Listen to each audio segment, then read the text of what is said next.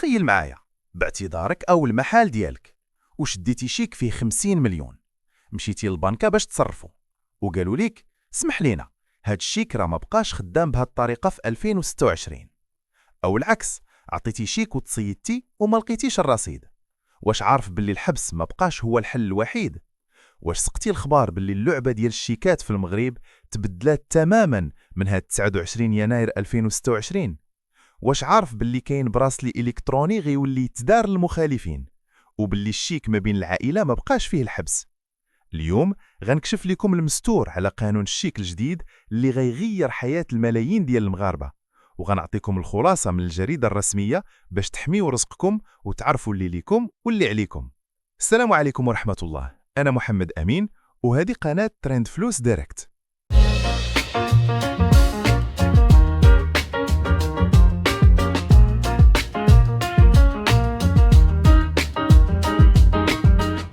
بناء على الطلب ديالكم في التعاليق، اليوم غنفككوا لغز قانون الشيك الجديد 2026. الدولة المغربية قررت تنهي عصر الزجر القاسي ودارت إجراءات فيها التزيار في بلايص وفيها شوية ديال المرونة في بلايص أخرى. نبداو سيدي بالمرونة اللي جات في هذا القانون. أول حاجة هي السوار الإلكتروني أو البراسلي. دابا إلا عطيتي شيك بدون رصيد وتشديتي ما بقيتيش غتمشي للحبس نيشان.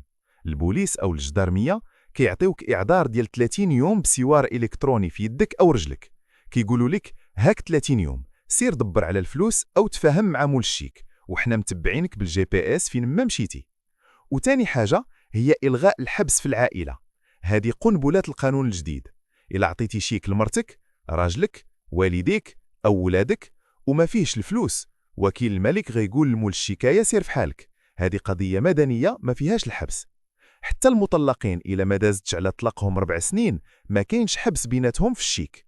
وزيد عليها باللي في أي لحظة خلصتي فيها الشيك وخا تكوني في الحبس أو محكوم كتخرج في البلاصة بمجرد ما تخلص وتأدي واحد الخطية ديال 2% لصندوق المحكمة.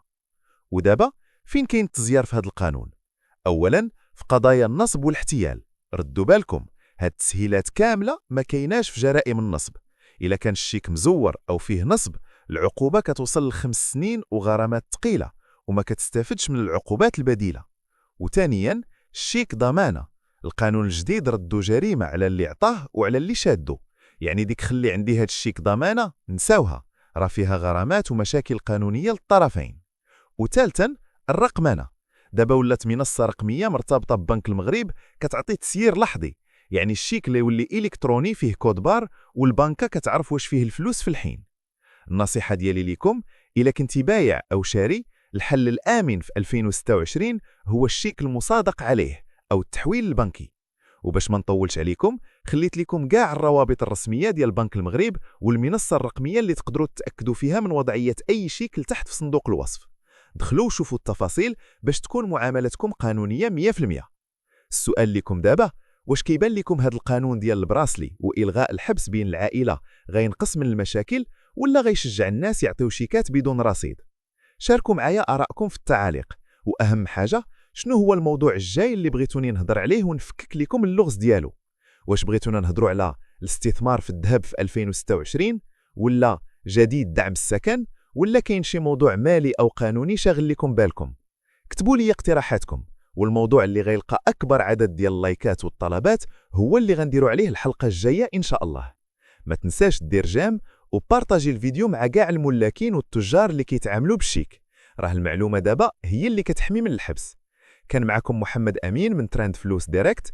تهلاو في فليساتكم ونشوفكم في الفيديو الجاي. تبارك الله عليكم.